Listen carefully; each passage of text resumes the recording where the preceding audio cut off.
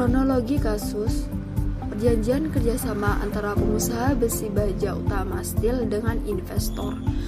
Pada tanggal 1 Januari 2022, seorang pengusaha besi mengajak investor menanamkan modal di perusahaannya yang bernama Baja Utama Steel di Surabaya, agar usahanya lebih berkembang dan dapat memberikan hasil kepada investor yang telah menanamkan modal kepadanya. Seorang investor hanya mengandalkan sebuah kepercayaan dalam kerjasamanya yang dilakukan dengan seorang pengusaha besi di perusahaan Baja Utama Steel, dan kerjasama tersebut tidak ada perjanjian yang mengikat secara sah atau secara hukum atau secara tertulis dalam kerjasama tersebut, melainkan hanya dari kata-kata yang diucapkan oleh pengusaha besi yang ditunjukkan kepada investor bahwa ia akan memberikan hasil dari modalnya yang telah ditanamkan di perusahaannya. Dengan sebagai janjinya, seorang pengusaha besi tersebut akan memberikan hasil sebanyak 25 juta rupiah di setiap bulannya. Perusahaan Baja Utama Steel sebelumnya mengalami kemajuan yang sangat pesat dan sukses dalam bisnisnya. Kemudian, dalam beberapa bulan setelah melakukan kerjasama, ia mengalami bangkrut, dan pada saat itu pengusaha tidak dapat memberikan hasil dari modal yang telah diinvestasikan di perusahaannya oleh investor dikarenakan dampak dari pandemi COVID-19. Investor ingin meminta kembali modal yang telah ditanamkannya karena merasa tidak ada penghasilan dan membutuhkan dana pada saat itu. Pengusaha tersebut memiliki niat baik untuk mengembalikan modal yang telah ditanamkan oleh investor, namun pengusaha tidak dapat menyanggupi mengembalikan modal investor secara lunas atau cash, namun dengan cara dicicil atau diangsur selama 1 bulan sekali hingga lunas. Sebagaimana kasus yang terjadi pada perusahaan Baja Utama Steel, di mana investor yang telah melakukan kerjasama dengan cara menanamkan modal pada sebuah perusahaan tersebut tidak melakukan pembuatan surat perjanjian secara sah, yaitu belum memenuhi ketentuan dalam pasal 1320 Kitab Undang-Undang Hukum Perdata, yang dimana isinya yaitu mengenai syarat sahnya perjanjian. Pada awal memulai sebuah hubungan kerja, tidak ada kontrak atau perjanjian yang sah untuk mengikat kedua belah pihak, sehingga menjadikan kedua belah pihak mengalami problematika soal perjanjian dan tidak ada ketentuan hukum yang mengikat. Investor juga kurang atau bahkan belum menguasai soal bisnis dan belum menguasai pula mengenai arti dari sebuah perjanjian yang benar dan sah. Sehingga dalam prakteknya, investor hanya tertuju pada janji yang disampaikan oleh pengusaha. Dan investor tidak terlalu memikirkan apa risiko yang akan dihadapi ke depannya, dan ia tidak begitu teliti dan cermat soal pentingnya sebuah perjanjian yang sah dalam melakukan hubungan hukum dengan orang lain.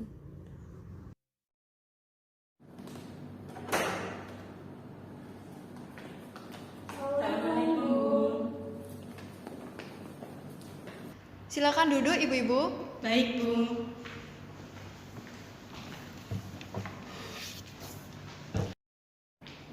Bagaimana kabarnya, ibu-ibu? Baik, Bu. Alhamdulillah baik, Bu. Alhamdulillah. Sebelum kita memulai proses mediasi pada hari ini, izinkan saya untuk memperkenalkan diri. Nama saya Lulu Mahmuda SMH. Di sini saya selaku mediator pada proses mediasi non litigasi kali ini, sesuai dengan kesepakatan yang telah disetujui oleh ibu-ibu sekalian. Untuk selanjutnya, izinkan saya untuk lebih mengenal ibu-ibu dengan memperkenalkan diri masing-masing. Dimulai dari Anda. Baik, Bu. Terima kasih atas waktunya.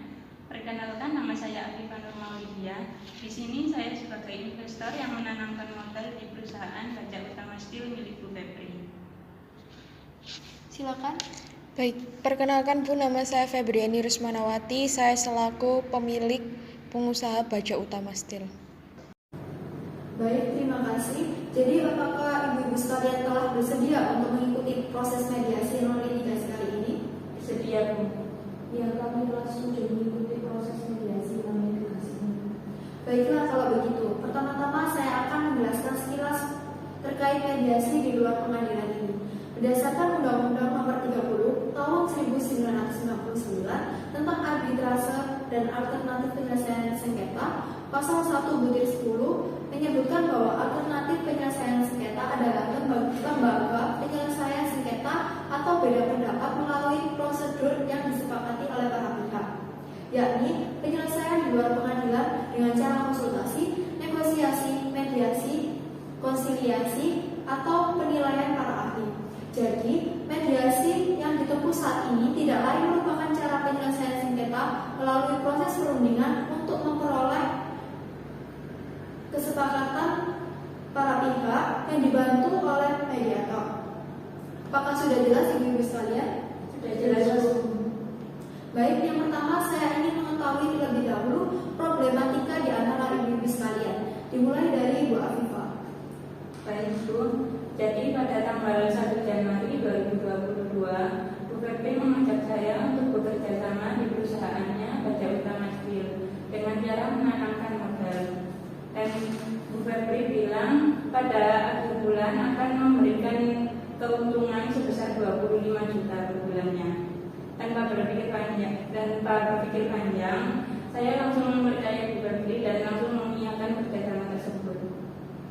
Apakah Bu Afifah tidak memikirkan resiko yang akan didapat ketika tidak ada suatu kontrak dalam suatu kerjasama?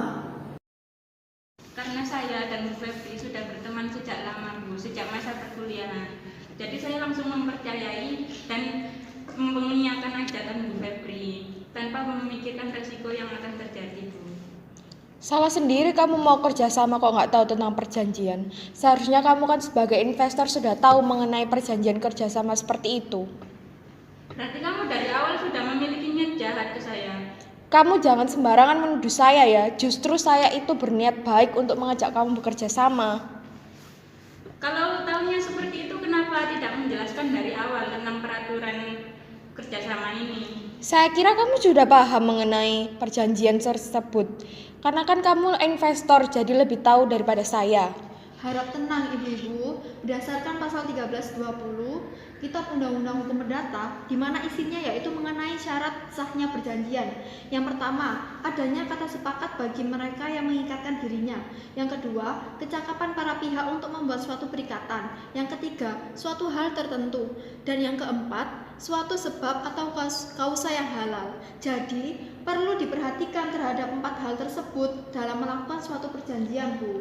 Karena kita tidak tahu suatu hal yang akan terjadi di masa yang akan datang. Oleh karena itu, dengan adanya perjanjian kedua belah pihak, itu tidak akan terjadi suatu perselisihan. Jadi untuk selanjutnya dipersilakan untuk Bu Febri menjelaskan permasalahannya. Memang Bu, perusahaan saya sebelumnya mengalami perkembangan yang sangat pesat.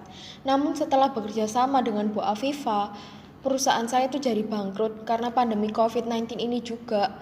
Jadi saya itu tidak bisa mengembalikan keuntungan yang telah saya janjikan kepada Bu Afifah tersebut. Di sini saya yang rugi banyak Bu. Di sisi lain saya juga memiliki kebutuhan yang sangat besar. Jadi saya memerlukan uang tersebut sekarang juga Bu. Tidak mau tahu, pokoknya saya ingin dikembalikan uangnya sekarang juga. Ibu Afifah, dampak dari pandemi memang terasa di semua kalangan. Maka dari itu kita harus saling memahami dan memaklumi. Jadi itikat baik sangat diperlukan dalam hal ini. Benar Bu, saya juga paham mengenai hal ini. Tapi saya juga tidak bisa menyanggupi kalau harus membayarkan modal sebegitu besarnya kepada Bu Afifah karena keadaan saya yang seperti ini sekarang.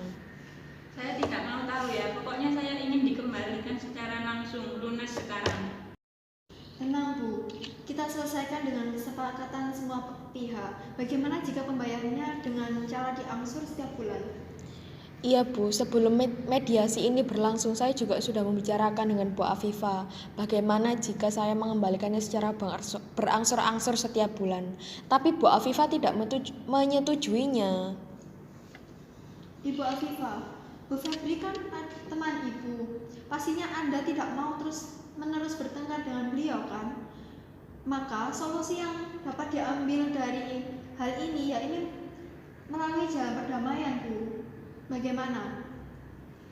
Baik Bu, kalau seperti itu saya setuju. Tetapi demi kepentingan bersama, saya ingin Bu Febri mengangsur modal saya setiap bulannya sebesar 10 juta Bu. Bagaimana Bu Febri? Apakah Ibu keberatan dengan hal ini? Jujur saja saya keberatan Bu jika harus mengangsur per bulannya 10 juta. Kalau begitu Bu Febri menyanggupi berapa? Saya cuma bisa mengangsur tiap bulannya sebesar 2 juta saja Bu. Bagaimana Bu Afifah? Apakah setuju jika Bu Febri mengangsur sebesar 2 juta setiap bulannya? Saya sangat tidak setuju, Bu. Karena dengan mengangsur 2 juta setiap bulannya itu sangat lama, Bu. Sedangkan saya memiliki kebutuhan yang besar untuk dekat ini. Jadi Bu Afifah ingin Bu Febri mengangsur berapa setiap bulannya? Mungkin 5 juta, Bu. Bagaimana Bu Febri? Apakah Ibu Febri bisa menyanggupi dengan hal ini? Baiklah Bu, saya usahakan untuk dapat mengangsur modal Ibu Afifah sebesar 5 juta per bulannya. Apakah dari keduanya ada yang ingin menyampaikan sesuatu? Tidak ada Bu. Baik, dengan ini proses mediasi dinyatakan berhasil.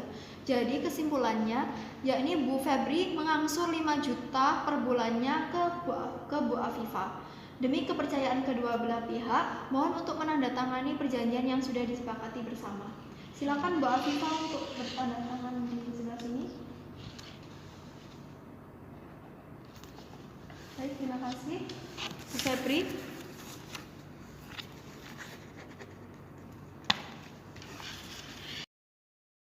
Dimohon kedua belah pihak untuk bersalaman. Alhamdulillahirrabbilalamin. Dengan ini mediasi telah selesai. Baik ibu-ibu sekalian dapat meninggalkan ruangan. Baik, terima kasih, Bu. Baik, terima kasih Bu.